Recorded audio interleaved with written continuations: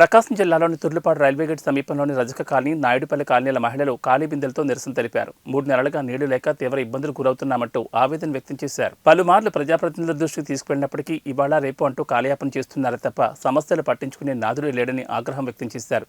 తుర్లపాడు మార్కాపురం రహదారిపై నీటి కష్టాలు తొలగించాలంటూ మహిళలు రాస్తారోకో నిర్వహించారు. దీంతో సుమారు గంటన్నర పాటు రహదారిపై వాహనాలు నిలిచిపోయాయి. అధికారులు వచ్చి సమస్య పరిష్కరించేంత వరకు కదిలేదు లేదంటూ భీష్మించుకుని రోడ్డుపైనే గంటన్నర పాటు బైఠాయించారు. చివరికి ఇన్ఛార్జ్ ఎంపీడీఓ వారి వద్దకు వచ్చి 2 రోజుల్లో బోరు వేయిస్తానని హామీ ఇవ్వడంతో ధర్నా విరమించారు.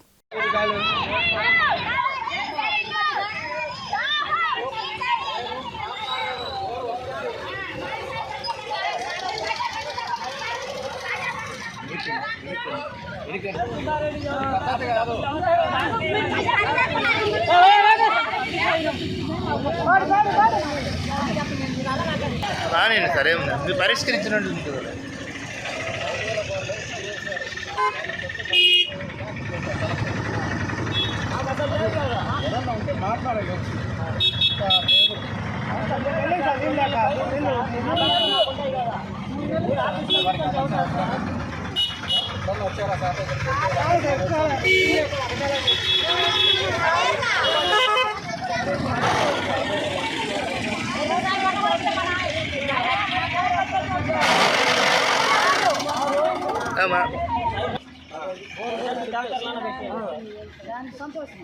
ఏ పిత్తనాలే సార్ పడి